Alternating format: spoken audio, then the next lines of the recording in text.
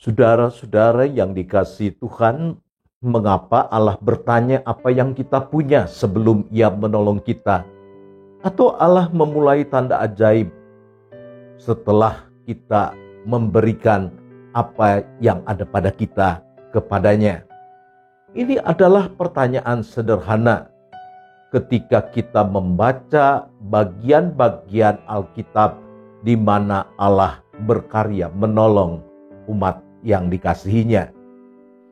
Bagaimana Allah mempertemukan Elia dan janda di kota Sarfat yang mengalami kelaparan karena musim kering yang berkepanjangan. Allah menyediakan tepung yang tidak pernah habis dan menyediakan minyak yang selalu tercurah. Itu semua berawal dari segenggam tepung dan sebuli minyak milik seorang janda miskin.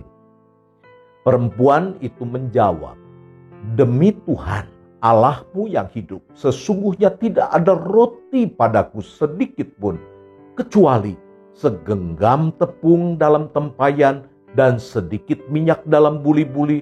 Dan sekarang aku sedang mengumpulkan 2-3 potong kayu api, dan kemudian aku mau pulang dan mengolahnya bagiku dan bagi anakku, dan setelah kami memakannya, maka kami akan mati."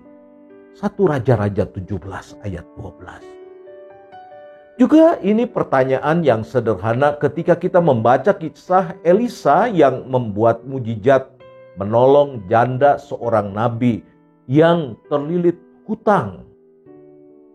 Elisa menggandakan minyak dari sebuah buli-buli menjadi minyak yang berkelimpahan yang dapat digunakan untuk membayar lunas hutang-hutang janda miskin itu. Bahkan masih ada sisa untuk hari depan mereka. Mujizat besar yang dilakukan Allah melalui Elisa berawal dari pertanyaan Elisa, "Beritahukan kepadaku apa-apa yang kau punya di rumah." Berkatalah perempuan itu, "Hambamu ini tidak punya sesuatu apapun di rumah, kecuali sebuah buli-buli berisi minyak." 2 Raja-Raja 4 ayat yang kedua.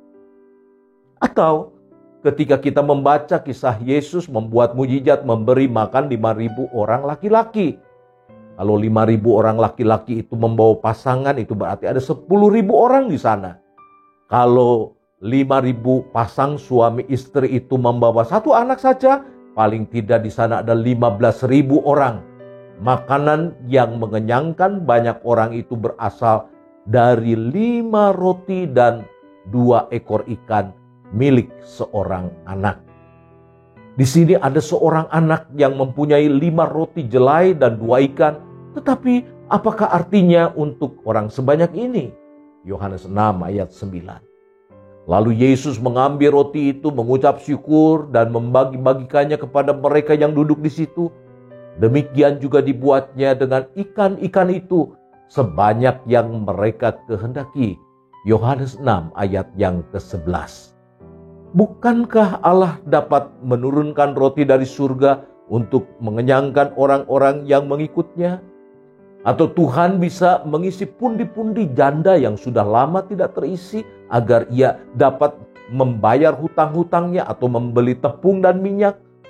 Saya yakin ketika Allah menyatakan karyanya yang ajaib berawal dari apa yang kita punya, di dalamnya Allah sedang mengajar kita, di dalamnya ada pesan yang penting untuk diingat oleh kita semua.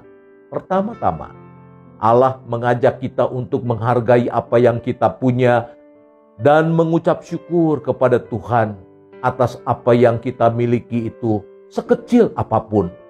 Sering ketika kita menghadapi persoalan yang berat, pikiran kita dibelenggu oleh persoalan yang kita hadapi, kita merasa sebagai orang yang tidak punya apa-apa lagi. Kita tidak sanggup mengucap syukur kepada Tuhan. Padahal di dalam ucapan syukur selalu ada kekuatan baru. Sebagaimana dikatakan Amsal 17 ayat 22, hati yang gembira adalah obat yang manjur, tetapi semangat yang patah keringkan tulang. Allah mengajak kita untuk mengingat apa yang kita punya dan membawanya ke hadapan Tuhan dengan ucapan syukur. Ketika kita terlilit hutang, kita sering lupa bahwa masih banyak yang kita punya. Kita masih memiliki Tuhan yang memelihara kita, memberi kita kesehatan, Tuhan yang masih anugerahkan pasangan yang setia, Tuhan masih anugerahkan anak-anak yang baik. Tuhan mengajak kita untuk membawa apa yang ada pada kita yang asalnya juga dari Tuhan dengan penuh ucapan syukur. Di dalam itu semua ada kekuatan baru bagi kita. Yang kedua, betapapun Tuhan mampu mengerjakannya sendiri, Allah menghendaki kita turut bekerja dan berusaha. Sehingga dalam sebuah mujizat ada yang menjadi bagian kita dan ada yang menjadi bagian Tuhan. Janda di Sarfat mengalami mujizat yang berkelimpahan ketika ia membawa apa yang ia punya dan mengerjakan apa yang harus dikerjakannya sebagaimana dikehendaki Tuhan. Janda istri seorang nabi mengalami mujizat yang berkelimpahan ketika ia membawa buli minyak yang menjadi miliknya dan mengerjakan apa yang patut dikerjakan bersama dengan anak-anaknya sebagaimana dikehendaki Tuhan, mulai dengan meminta bejana-bejana dari para tetangganya, mengerjakan apa yang diperintahkan Tuhan bersama anak-anaknya dengan pintu tertutup, serta menjual minyak yang telah Tuhan sediakan itu. Murid-murid Yesus dapat memberi makan 5.000 orang laki-laki. Ketika seorang anak mau mempersembahkan miliknya dan Yesus membawanya ke hadapan Allah dengan ucapan syukur, lalu orang banyak dengan tertib duduk pada tempatnya.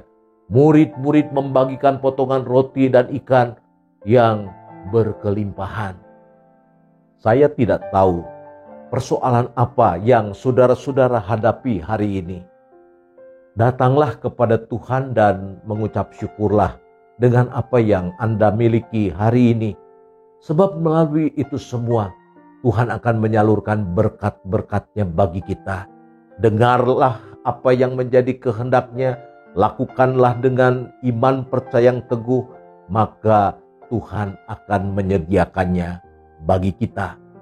Tuhan Yesus memberkati.